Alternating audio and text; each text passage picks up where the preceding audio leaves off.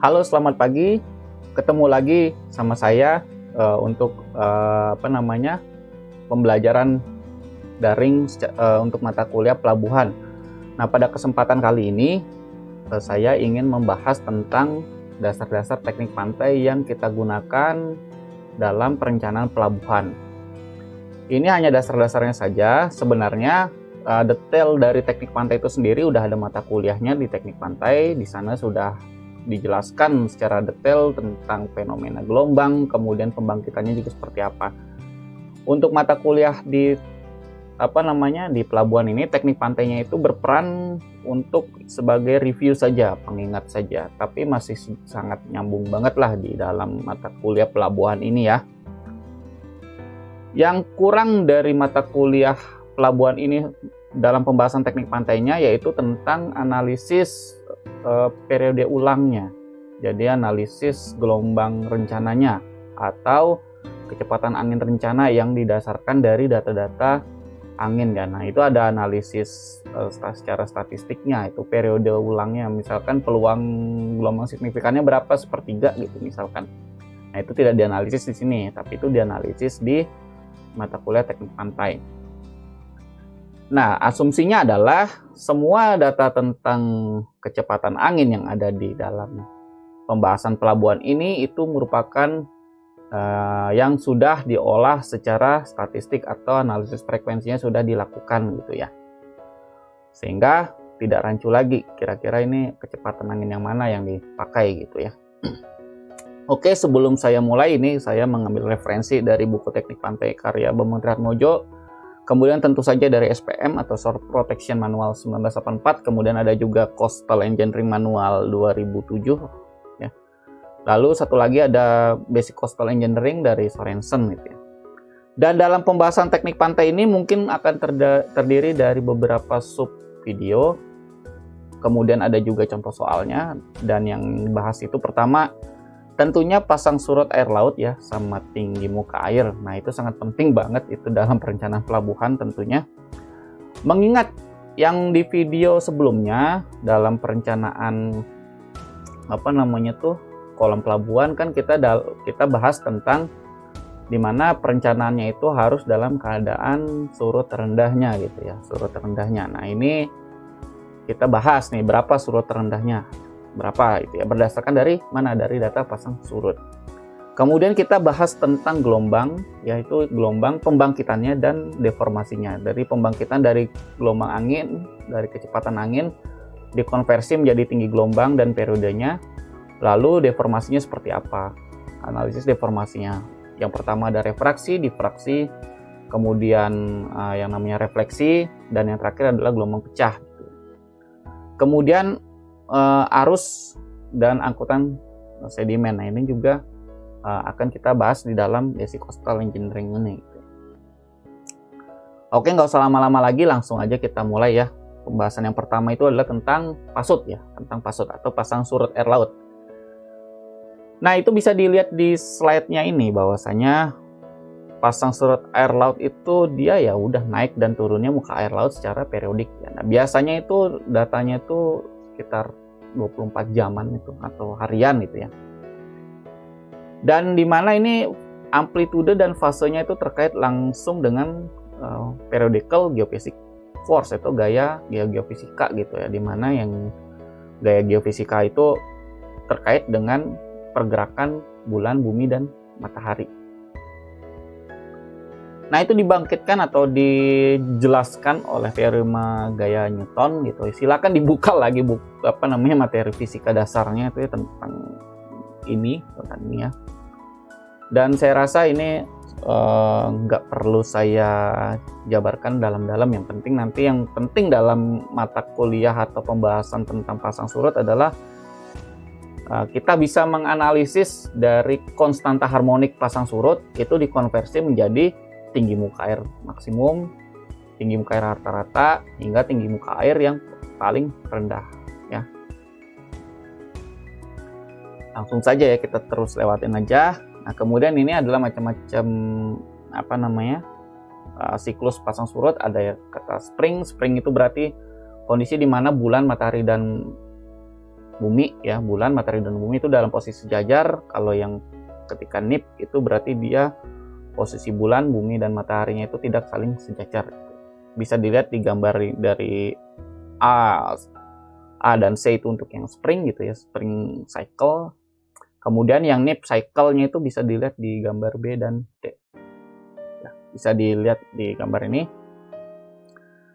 Nah, kemudian tipe-tipe pasang surut ya, tipe-tipe pasang surut berarti itu tergantung dari ini. Tergantung dari ini ya.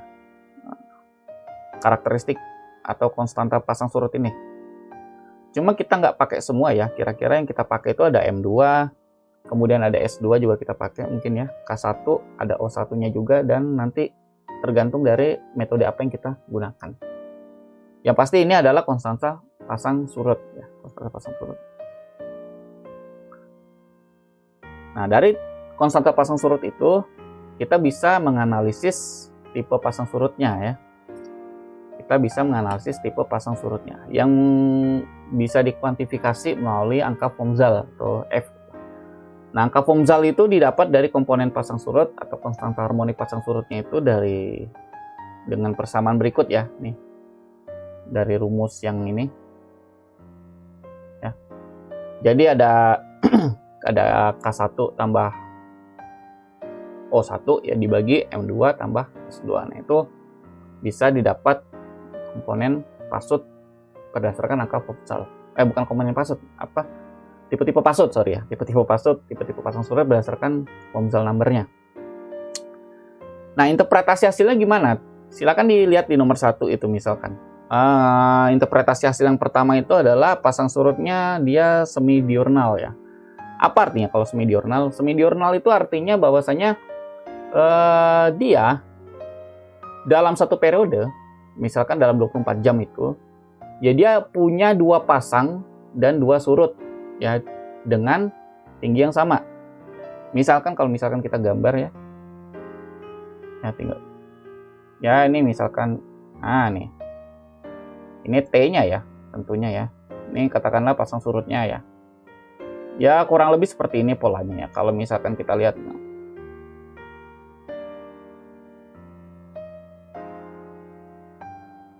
Nah gitu ya, dalam 24 jam lah. Misalkan T-nya ini 24 jam. Nah ini semi diurnal. Nah ini nilainya tuh sama yang di sini. Puncak pasangnya sama dan puncak surutnya juga sama gitu ya. Puncak pasangnya sama, puncak surutnya juga sama. Nah, kemudian itu terinterpretasikan berdasarkan angka Fomzal yang kurang dari 0,25 ya. Kurang dari 0,25. Kemudian ada yang namanya, kita loncat dulu yang keempat sekarang ya. Itu diurnal ya. Yang diurnal itu dia angka Fomzalnya itu di atas 3. Diurnal itu artinya adalah dia sekali pasang dan sekali surut. Artinya dalam satu periode tertentu, misalkan seperti ini, ya, dia pasangnya sekali, surutnya juga satu, gitu. Dalam sama 24 jam misalkan. Nah, ini adalah tipe yang diurnal gitu ya. Kalau misalkan ini dinyatakan dengan angka Fomzal yang lebih dari 3 ya. Kemudian berikutnya adalah pasang surut yang campuran ya, atau mix ya. Mix. Dan mixnya ini terdiri dari 2 kondisi. Yang mix lebih dominan semi diurnal berarti dia angka Fomzalnya itu 0,25 sampai 0,5. Nah, sebenarnya kalau misalkan mix dominan semi diurnal tuh artinya gimana? Artinya ya semi diurnal sih, cuma dia tingginya itu enggak sama. Ketika tinggi muka air maksimum pasangnya ya sama pasang tertingginya itu 2 kali kan, itu enggak sama dalam satu periode. Kalau yang semi diurnal kan sama gitu ya, yang ini ya puncaknya ini. Kalau yang untuk semi diurnal kan sama. Kalau yang mix itu berarti dia enggak sama. Pun juga yang ininya surutnya juga gitu juga ya, enggak sama. Dan yang mix dominan diurnal juga begitu juga. Cuma terminologinya ke diurnal, berarti dia nggak nggak sama puncak dan ininya surutnya gitu. Dia dinilai dari 0,5 angka Pohmsal 0,5 sampai 3 ya. Kemudian saya lanjut ya. Nah, terminologi tinggi muka air ini bisa dilihat. Yang pertama ada mean highest high water level, berarti rata-rata tinggi muka air ketika spring tides terjadi. Jadi ketika tadi yang springnya tadi tuh ketika bulan, matahari dan bumi dalam satu garis lurus. Nah, itu rata-rata tinggi muka airnya yang paling tinggi lah itu. Jadi yang paling tinggi muka airnya di rata-rata. Nah, itulah mean highest high water level. Kemudian yang sebaliknya MLWL atau mean lowest low water level itu juga sama. Itu ketika spring tadi itu dan air terendahnya itu di rata-rata. Ya. Air terendahnya yang di rata-rata. Kemudian yang ketiga itu ada mean high water level, jadi ya tinggi muka air rata-rata sepanjang 19,6 tahun periodenya ya. Jadi butuh data yang cukup panjang nih, sepanjang 19,6 tahun periode. Kemudian ada mean low water level, jadi rata-rata air terendah sepanjang 18,6 tahun periodenya. Jadi terminologinya tinggal dibalik-balik aja gitu ya. Nah, ini yang paling biasa dipakai MSL gitu ya. Jadi average of sea water level in every tidal period ya. Along 18.6 years. Jadi muka air level atau tinggi muka air rata-rata. Ini yang biasa kita gunakan, yang biasa dipakai gitu ya sebagai acuan MSL gitu ya.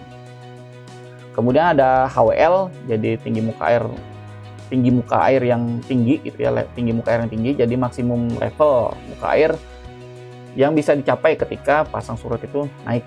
Jadi tinggi muka air maksimum yang bisa dicapai ketika ketika pasang itu terjadi gitu ya. HHWL atau highest high water level itu adalah muka air tertinggi ketika pasang terjadi.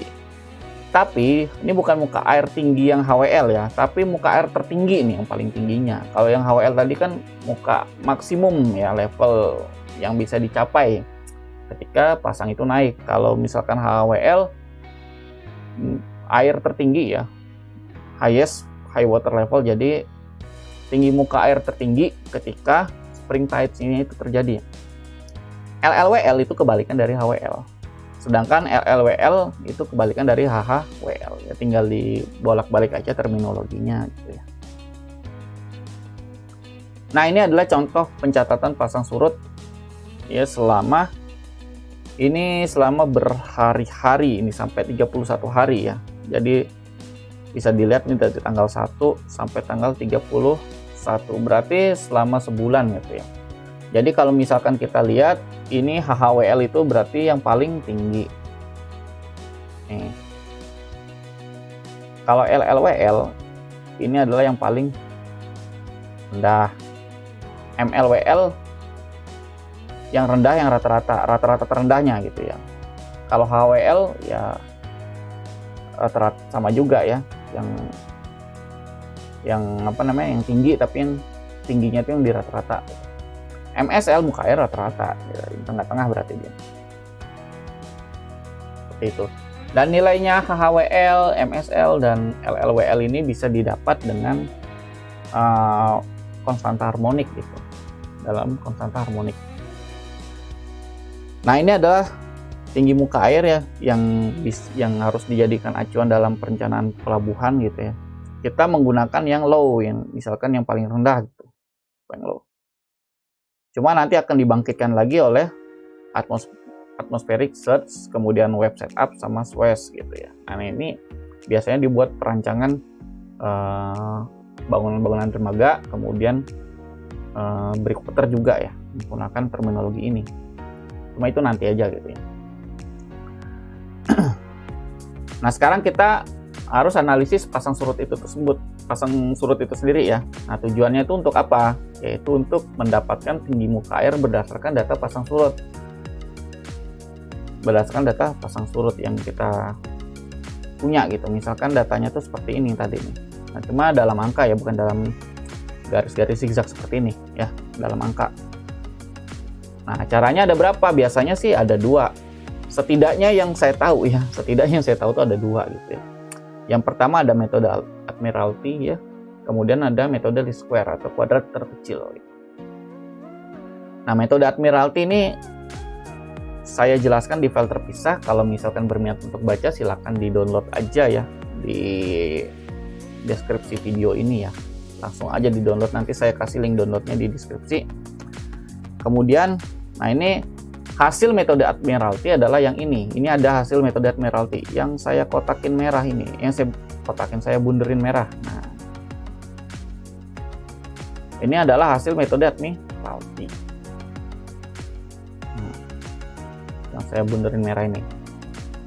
Yang tadi konstanta pasang surut atau komponen-komponen pasang surut dari S0, M2, S2, N2, K1, O1 sampai P1.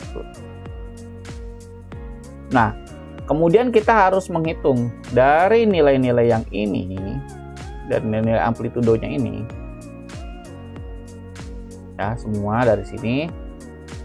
Ini kita harus hitung berapa MSL-nya, berapa HHWL-nya, berapa MLWL-nya, berapa LLWL-nya juga. Gitu.